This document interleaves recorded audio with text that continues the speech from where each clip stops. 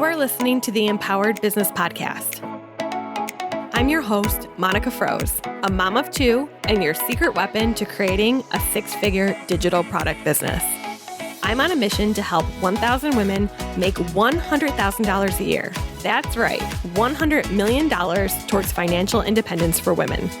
As an online business expert, I am teaching you everything I know right here week after week, so you can join us on the journey to $100 million. Sound good? Then let's jump in.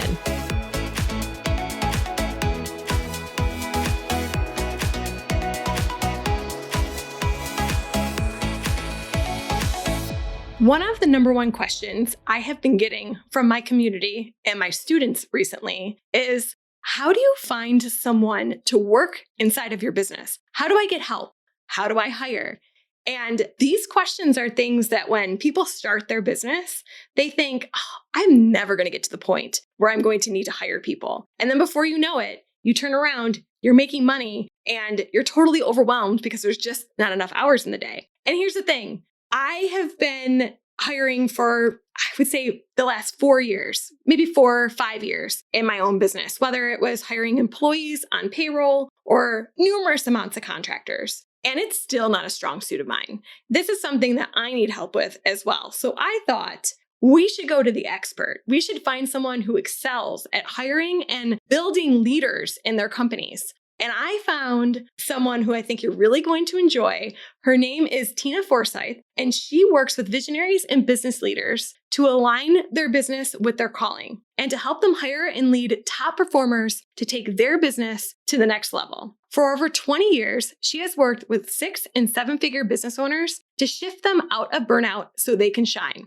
Tina is a pioneer in the world of online business, having founded and built the organization that is home for the certified OBM training. In the last 12 plus years, since its inception, the online business manager industry has become established as a key role on the team of fast-growing online-based businesses. Through the International Association of Online Business Managers, she is an industry champion connecting business owners with OBMs who can help them thrive. And Tina has a wealth of knowledge to share with us, not only on the practical side of hiring, but we also dive into the mindset behind hiring, because delegating and hiring, it takes a lot of willingness to be uncomfortable to succeed at it. And that is something we talk about in today's episode as well. So let's dive right in. Hi, Tina. Welcome to the show. Hey, glad to be here. Yeah, I'm really excited about today's topic, all about hiring.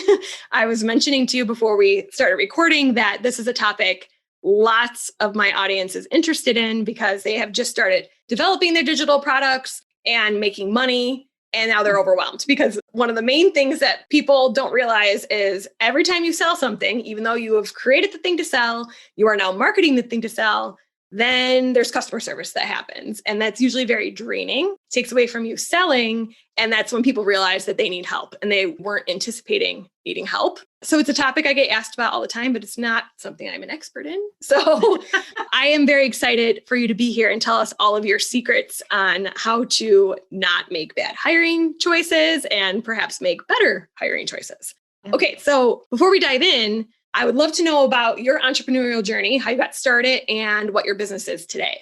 Yeah, I'm very much an accidental entrepreneur. Looking back, I'm not surprised that I ended up owning my own business and doing what I'm doing. But in the early days, I actually started my business back in 1999, which makes me feel like an old timer, especially in the online world. And I just had an opportunity come up to do some consulting with a .com startup at that time. And it was also around then that I discovered the coaching industry. So the life, business, et cetera, coaching world, I discovered around that time and just really fell in love with this concept of like, oh, wow, people can get paid to do this? Like what? I initially hung up my shingle. I took training. I hung up my shingle as a coach. Truthfully, I had no clue what I was doing. So I had no clients. And I very much was in a space a number of years back where we were buying our first house, my husband and I at the time, and I wasn't making any money and we needed more money for a down payment and, kind of in one of those crunch spaces. And I had an opportunity come up to work on the back end of a really large coach training and membership organization. And so I jumped into working with them. I was doing some event management. I was doing I was a right-hand person to the general manager there. I jumped into that opportunity thinking, oh, hey, I'll just do this on the side while I continue to build my own coaching business. And things really quickly kind of flipped around. I found that I loved being a part of the behind the scenes of a really successful, fast growing business. And at that point in time, like there's lots of, seven, multi-seven, et cetera, coaching business and training businesses these days. Back then, we didn't even have shopping cart software yet. Like everybody was on bridge lines where you couldn't even mute the line. So if somebody was fighting with their spouse, you would hear it, like this was a number of years ago. But being a part of this team behind the scenes of like, okay, we're working together to make things happen. I really fell in love with that. And so the founder of that company unfortunately passed away. This was in 2003. Thomas Leonard, who was in many ways the founder of and one of the early drivers of the coaching industry. When he passed away, I was kind of in this space of like, oh, what do I do now? And it was this option of, do I kind of continue? Do I go back to going down this coaching path? Or do I keep doing what I'm doing and work behind the scenes with other coaches? And so I started working as an online business manager. I started calling myself an online business manager at that time, mainly because I didn't want to call myself a VA. To be quite honest, I knew I was working at a higher level with my clients. Now, can I ask, what year was this for reference that you started? This was 2003.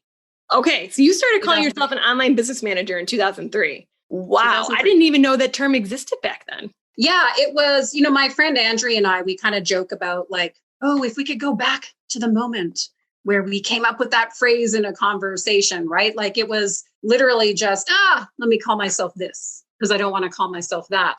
But I started working as an OBM for other 6 and 7 figure coaches and did that for a number of years where I was working with them behind the scenes, helping to run the business and manage the day-to-day and get teams and whatever in place. And over that time, around 2006, 2007-ish, after a few years of doing this, I had people coming up to me and saying, hey, Tina, I want to hire somebody who does what you do, right? Like I need somebody to work at this level in my business. Likewise, I had more and more people who were coming and saying, hey, I want to do what you do. Like I want to work at this level with clients. And so in 2008, I wrote my book, Becoming an Online Business Manager, which very obviously is about becoming an online business manager. I honestly thought I would write the book and that would be it.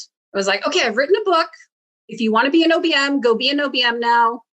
I thought that was all it would be. But very shortly after that, it became obvious that people wanted more. They wanted more training. They wanted more support. And so in 2009, I created the International Association of Online Business Managers and the OBM Training and Certification Program, which I continue to run to this day. My role in it now is very different than what it was in the earlier days. We have people that do the training and I have people that run the association and such. That was the time where I really shifted my business model from being that solopreneur, one-on-one service provider that I was working as for the first 10 years or so of my business through to, as I kind of lovingly like to say, like, oh, wow, I have like a real business now. And when we're talking about hiring, it's kind of funny because I was the person behind the scenes working with my clients. I was the one that was helping build the team and bring other people on board. And I was the team member for the clients I worked with for so many years. And when I shifted my business model from being an OBM to a training model, to a training and coaching model, it was very surprising to me to be like, oh, I have to hire my own people now. And it was even my own coach at the time that I was working with, where he's like, Tina, you need to hire your own OBM now, right? I was like, oh, I do. Like, I wasn't even thinking about that. So I really get this space in the early days. Like you mentioned, a lot of your listeners and a lot of folks in your community, I mean, we're used to being the one doing it all, right? Like we're the solopreneur, we're the main person, we're the only person in the business doing whatever it is that we do, and getting to a point where it's like, wait a minute, I think I might need some help here. I never would have expected that in the early days of my business, right? Like I never would have expected that, hey, I would be where I am today. So we have our certified OBM training, our association. I also do a fair amount of leadership coaching and training as well under my own brand, under my own name, and various other things in that regard. But having this like, oh, I have this kind of real business, if you will, at this stage in the game, it's not what I necessarily thought would happen, but I'm very happy to be in this space. So can we define, I know people are wondering this, and I feel like there are a lot of different ways that people over the years, because I've been in the online world since, I guess technically I was in tech before this. So it was very like an adjacent to the online world, but I've had my first website since 2013. So even I feel like it's been a while compared to, the internet has changed vastly even since then. And along the way, I think that I've heard a lot of different definitions between what an OBM, online business manager, is and does compared to what a VA, a virtual assistant, is and does. How do you define the difference? Yeah, the main difference is a virtual assistant is very much a doer. So when you're bringing a VA onto the team, and I'm a big believer too, that everybody should have a VA. In some ways, I hate to use the word should because it feels a little like shaking a finger at somebody, right? But truthfully, as soon as we're able to, in our business journey, to start to get support, even with the simple day-to-day doing stuff, like you mentioned, customer service or scheduling or whatever that is, it's a good thing to build that habit even for ourselves and to free ourselves up from the day-to-day doing tasks. And OBM is very much, they're coming in at the management level in the company. And so not every business is ready to hire at the management level yet. In the online world, we're generally in the earlier six-figure range. You might have heard of this concept, Monica, too, of like the $250,000 speed bump, where it's like, it's pretty easy for us independently, kind of on our own, to be like, all right, I can go, go, go. But there comes a point where when we're just doing everything on our own and still carrying everything on our own shoulders, even if we have a bit of VA support or doing support around us, we just hit this point where we can't grow past it. Because there's only so much that any of us individually can do, can own, can move forward, can drive. And so an OBM comes into the business where, it's a little tongue in cheek, maybe to say it this way, but when there's a business to be managed, right? So there's consistent revenue, there's, solid goals for where we're headed and where we want to go next. And when a business is in that stage, part of what they really need is they need to start building their foundation. They need to start getting the right people in place in the team. They need to start getting the right structure and systems and such in place in the team. They need to be working on their planning and be really purposeful and clear with, okay, here's where we're headed next. How do we want to get there, et cetera? And so the role of a manager is very much coming into the business to work with the CEO, to work with the business owner, very much in that right hand kind of capacity of like, okay, where are we going? How do we want to get there? Great. Let me work with the team. Let me lay everything out. Let me drive the process and the projects to make sure that we're hitting those goals. So in the book, Traction, are you familiar with that book? Yep. Okay. Yep. And we'll link to this in the show notes if you're interested. I remember reading Traction. I'd heard about it a lot. I was always listening and watching the people that were ahead of me. And Traction was something that got a lot of buzz. And so I remember reading it. I went to Paris with my husband. I read it on that trip because, 8-hour flight over, 8-hour flight back. And I had just hired my first full-time employee at that point. And in Traction, they talk about the concept of the CEO really being the visionary and your right-hand person being an integrator. And then the integrator leads basically, for some people, it's going to be like a level of managers in different departments. Sometimes they call them directors, but essentially the CEO is not the one managing the people doing, it's the integrator. Is integrator synonymous to you with an online business manager? Yeah, and OBM is an online integrator, essentially, right? Because an OBM is also, they're specializing in working with online-based businesses as well, too. Gotcha. So basically, an OBM, you might hear it referred to as an integrator, or like I call Haley an operations manager, but essentially at this point, because of how small we are, one of the biggest things I did recently is I control, right? It's really hard. I'm a control freak. And I think a lot of people who build a business from scratch are also control freaks, hard to delegate. It's not a natural skill for a lot of us. And So we started growing the team where I was like, well, I can't have other people manage yet. There's not enough people here. And that was a colossal mistake because I am not strong in management. And honestly, when I was in corporate, that was one of the things I didn't want to do. I didn't want to manage people. I wanted to be an individual contributor. I always talked about that a lot. And it didn't work out very well when I started to take on a lot of management responsibilities. And now we just hired someone new and Haley's managing them. Yay. And the amount of stuff she already knows without me involved, I have taken myself out of being the bottleneck. I cannot believe how much easier things are now that I've let go of this need to control everything. You know, I've joked over the years about starting like the Recovering Control Freaks Club.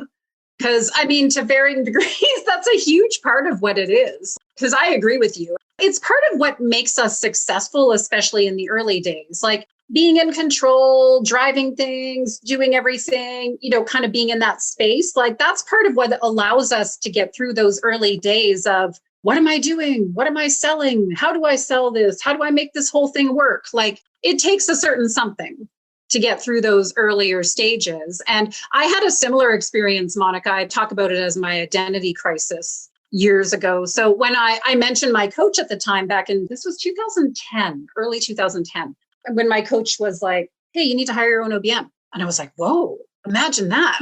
But I did. I hired my first OBM, Tiffany. She worked with me for 7.5 years. When Tiffany came into the business, she came in and jumped right into all the managing, right? Like she took over the team. We were a small team. I'm still a small team in the way that I work, right? Like there was a couple of VAs, Tiffany managing projects and driving everything, and, you know, became that layer between me and the rest of the team.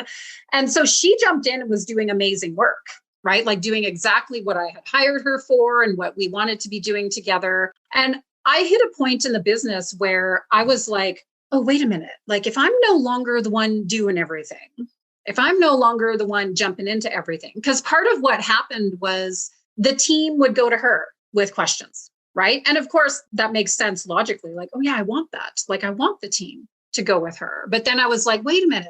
I'm used to being the one that has all the answers. I'm used to being the one that's going to jump in and save the day or whatever that might be.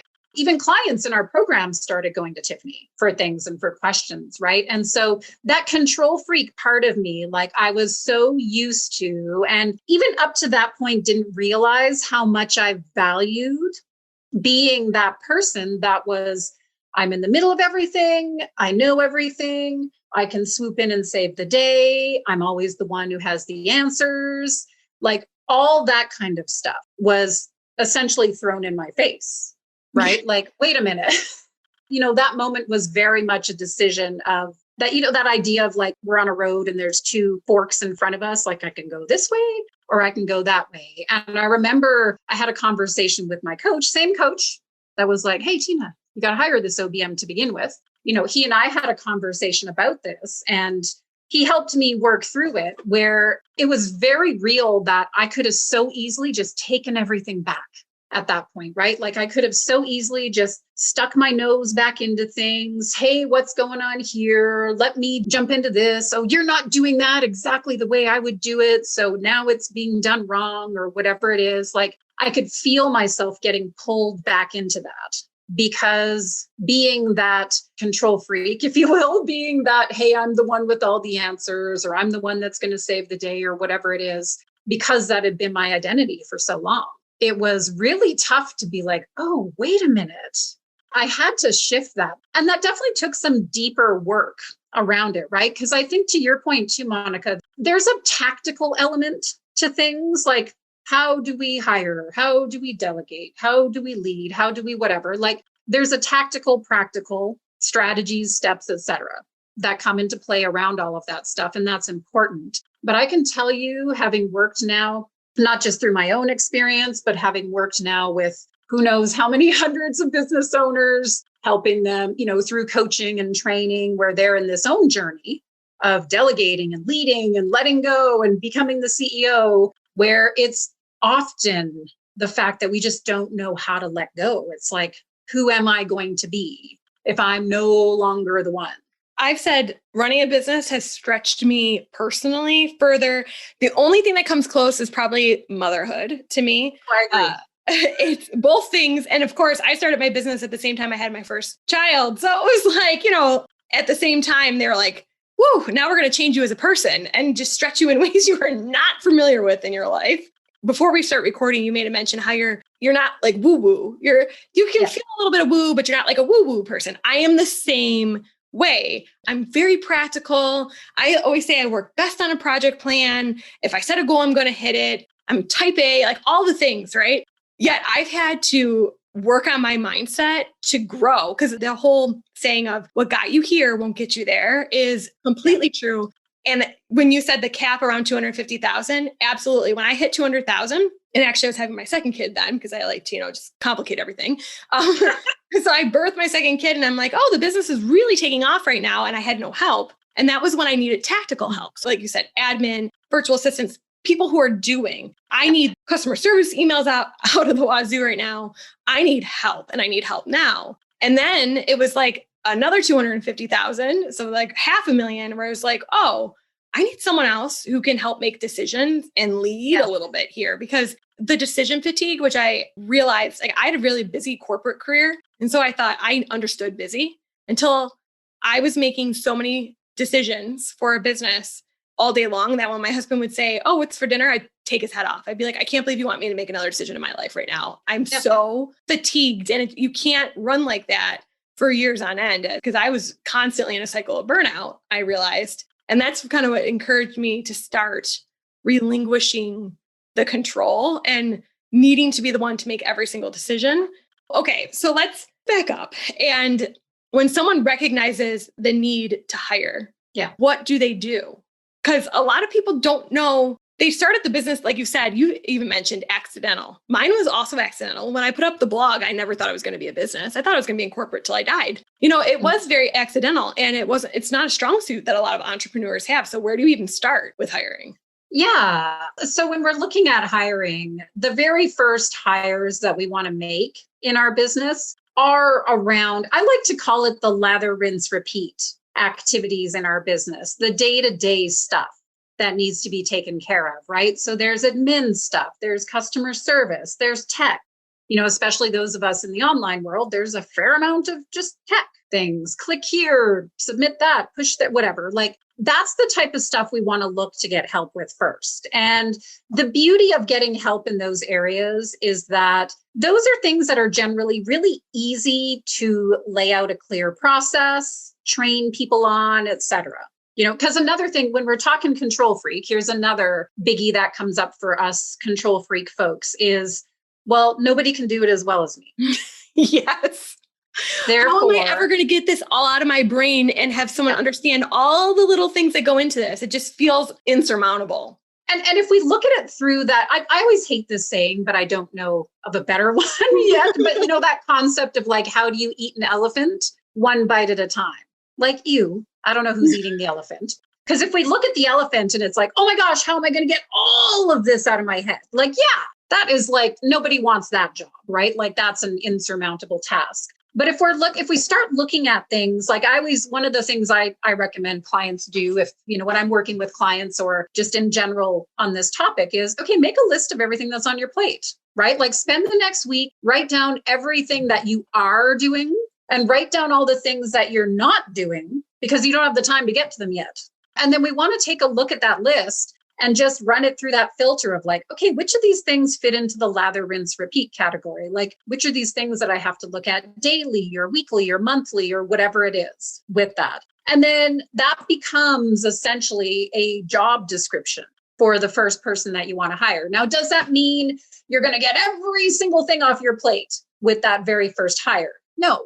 But, hey, this is your business. So pick the things that you like the least, right? Like if you're somebody who's like, oh gosh, I can't stand the tech. It sucks the life out of me. Great. Look to get somebody in to help with the tech, right? Or if you're somebody that's like, I can't stand the customer service or admin or booking things or whatever it is. Okay, great. Like hire somebody who can get that off your plate. You get to determine what that person's going to be. And then the very first hire I made when I hired my first virtual assistant, the first thing I had her start doing for me was to send out my newsletter. So I sat down, I did what you just said, Monica, right? Like a download out of my brain. Because here's the thing, I am picky. We are allowed to be picky. We can have high standards, et cetera. That's totally fine. And we also need to recognize that if we want people to do things a certain way, right? Like when I'm saying, oh, I want it done right, I want somebody to do it my way, then it's also my responsibility to show them how to do that. To get that process out of my brain, we created a template. I laid out the steps. We laid out a really clear process. And I had this woman on my team, the first time she did it, I walked her through it. The second time, she did it on her own and I kind of kept an eye on it, whatever. We went through a training process together. And then lo and behold, she could send out the e-zine or the newsletter as well as I could in that sense. And so we can start with the small things. Like if we do look at it through this lens of, oh my gosh, I got to delegate everything, or I got to delegate this, or I got to download everything out of my brain, then that actually becomes a convenient excuse to just never hire anyone. That is the exact cycle I had got myself stuck in. 100% what you just said hit the nail on the head of what happened to me and what kept me stunted with my growth. What ended up happening, because one of the more complicated processes in my business is building a sales funnel, and we have a lot of them. Yep. And the amount of steps and documentation that goes into it felt just impossible. I thought even when I hired my first full-time employee, even in my head, it was like, I'm never going to be able to give up funnels. Like I'm never going to be able to hand this off. It's too much. Mm-hmm. And I remember the process, and we have different types of funnels. So some are easier. So before you knew it, like little by little, it was like, she took the smaller one and it was like, oh, she knows how to do this one. And when I look back, what ended up happening was we had some really, really long looms where I would walk her through as I was doing it. And it would be like 6 parts. It'd be like a 45-minute different 6 parts. So like really long, like hours long, but she would take each part because she'd be watching my processing because I'd be speaking it out loud. And then the first one she did took a long time. And then before you know it, she's doing my most complicated ones, but it didn't happen overnight. And I think that's the other thing that can be unrealistic expectations. One of the things that for a talking point that we talked about with this was trying to hire a unicorn.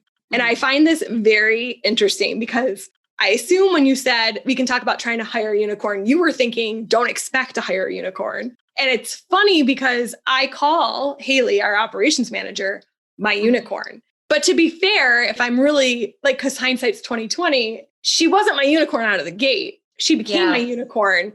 She's been working with me for 2 years as a full-time employee, me and her side by side. So now she can do almost everything I can do and sometimes better. It didn't start with her being my unicorn. And I think it's a misconception that people think they're going to hire and a month in, the person's going to be a unicorn. Well, there's a couple of things to the unicorn concept.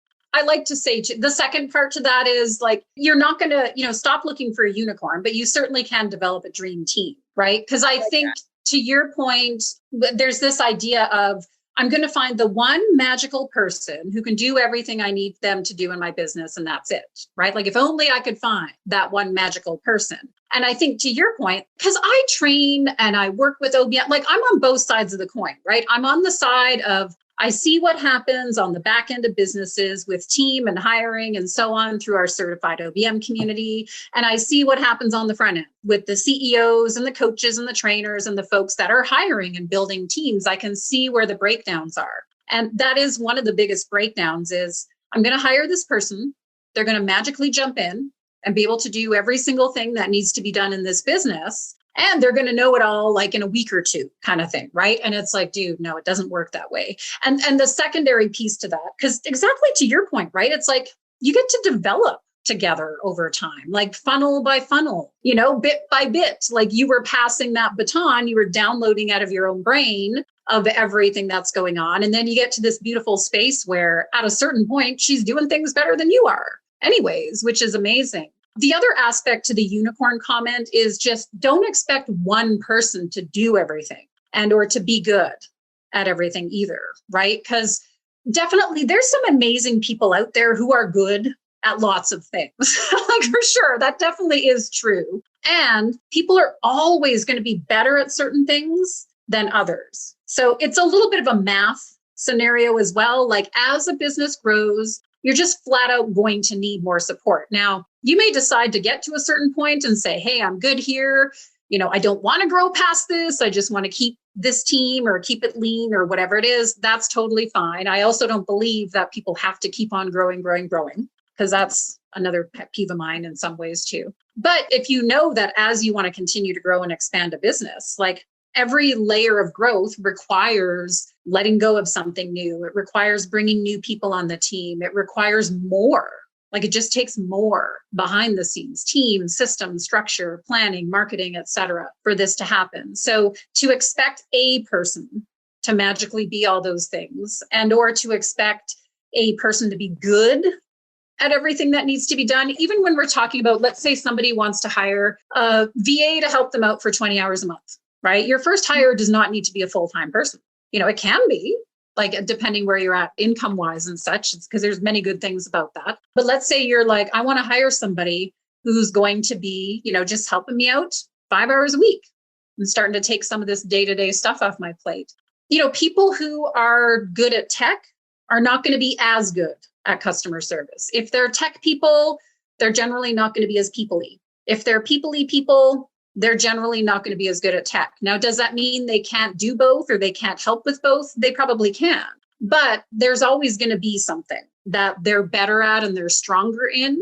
And then there's always going to be things that they aren't as strong in. It's just like with us as like the CEO too, like just because you can doesn't mean you should. And I can totally see that because when we hired, after making some flubs after hiring Haley, we finally just hired again. And that's when I made the decision that I was not going to be the manager of the next person that came in, and Haley would be the manager. And so now Haley gets to use discernment on what she's good at versus what they're good at. And she gets to pass off the stuff that she can do, but either she doesn't find joy in it or it's not a good use of her time. And so it's like a trickle down effect. It's very, very fun. I find it very rewarding to watch the trickle down effect happen because it felt insurmountable in the beginning when I started. From my first admin, I've had a lot of contractors come and go and stuff. It just felt like I'd never even get to the point where like there was another layer there.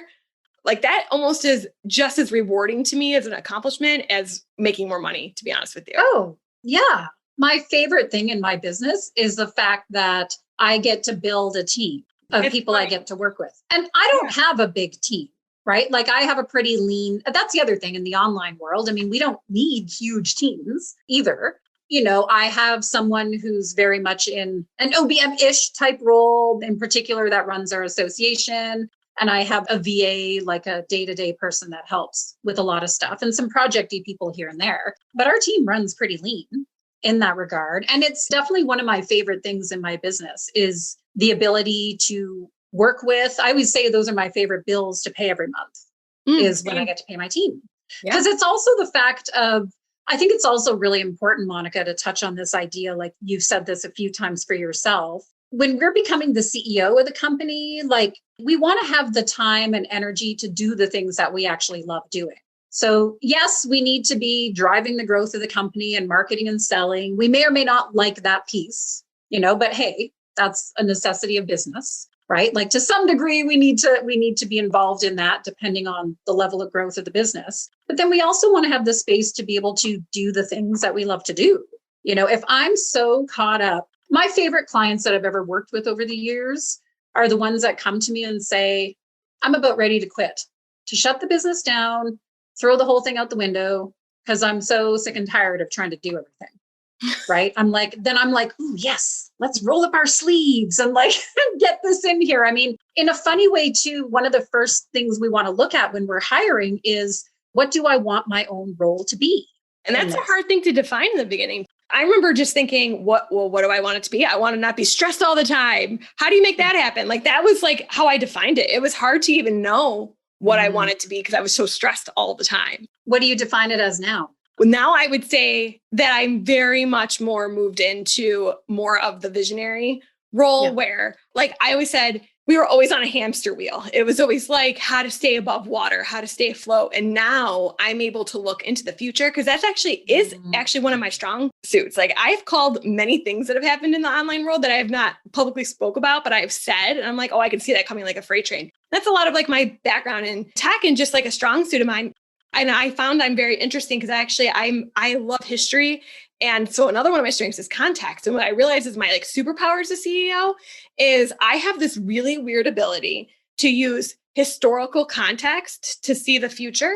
And I also, when I look to the future, what happens is I can see the different roadways and I quickly can process which is the best roadway and make a decision and move towards it. And I don't get hung up on like, well, maybe I make decisions that can be frustrating because people around me don't realize I processed all of this in my head. I don't verbalize it. I just process it all. And then I'm like, okay, this is what's happening. And they're like, whoa. And I just even in my marriage, I'll say something. I will come up with like life altering things and I'll come to him and be like, we're doing X. And he'll be like, what? Yeah, don't you know? Didn't you hear what was going on in my brain, husband? I just processed this all for like the last 6 months. And he's just thrown for a loop. Like, and I've done that quite a few times in our marriage. And then I took the Strengths Finder actually recently. And that's when I found out that the strategic part of my brain, that's how I work.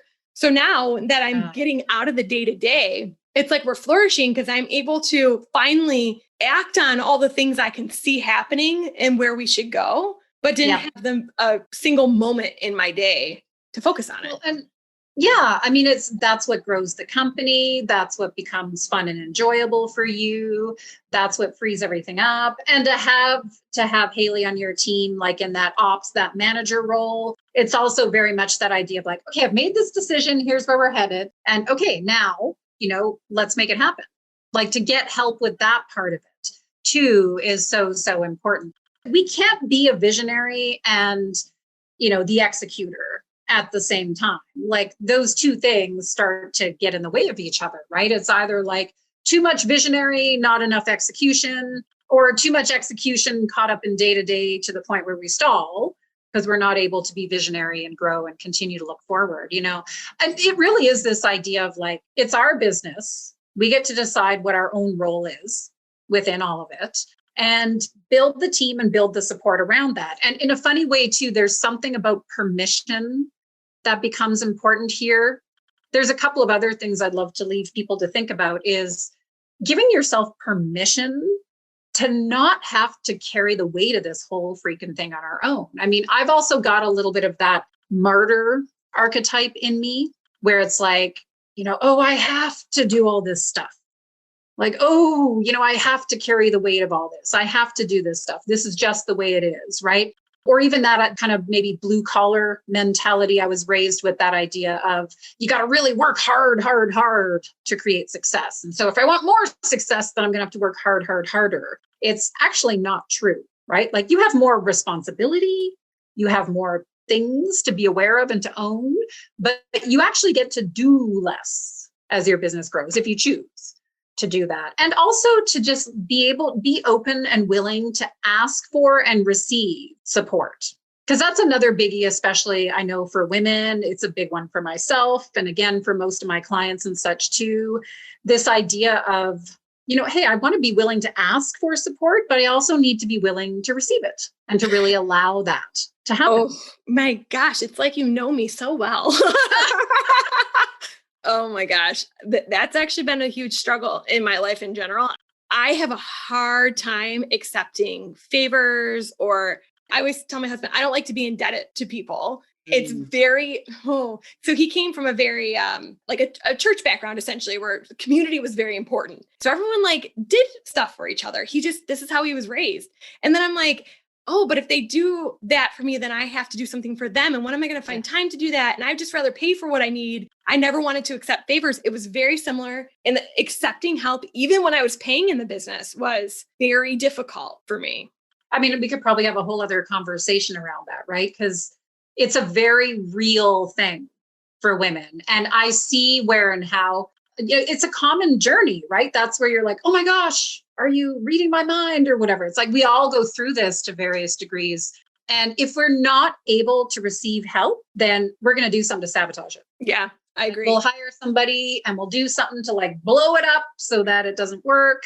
Or we'll just keep getting in the way. We'll become the micromanager or the control freak or the whatever. So this idea too of hiring is so, so much about what kind of business do I want to have? And let me give myself permission to be supported and to be, to whatever degree freed up, lifted up, whatever that is, in a way that I get to create this life that I want to create. Otherwise, we keep on growing a business and we're the hub of everything, in the middle of everything. It's going to suck the life out of us. It sure will. So can you tell us, if listeners want to work with you, how they can find you, what your programs are? Where is all this information? Yeah, tinaforsyth.com, my main website, has a list of some of the programs and the ways I work with people. I have a training around hiring. So for anybody who's in that, who do I need to hire and when and how? Because we do need that tactical piece of it. Right. That's definitely a part of it. And then I do some leadership coaching and work with people, usually in a more direct, intimate way as needed as well. For those that are like, I have this team, but there's problems now. I mean, I always say it's one thing to hire somebody, it's another thing to lead them. Totally. Yes. You can hire the best person in the world, but if we're not good at the leadership piece, like that's where it'll definitely fall apart. And so tinaforsyth.com, we can connect there. Or if you email me, tina@tinaforsyth.com, that comes direct to me as well too. Awesome. We'll be sure to link to both of those in the show notes for you. So thank you, Tina, so much for sharing all of your knowledge on hiring. And I was on your website before recording, and I will say you have some really interesting programs. So whether you're looking to hire or you want to be an OBM yourself, you have a certification for that. And if you're like me and on the other side of things and you're like, oh, now I got to lead this team, she can help you with that as well. So thank you so much for sharing all of your wisdom with us today. Thanks, Monica.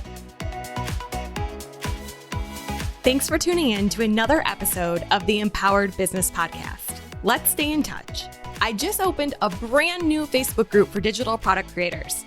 Whether you are new to digital products or an existing digital product creator, our new Facebook group, Digital Product Insiders, is perfect for you. Head on over to monicafroze.com/group to join for free. See you here again next week.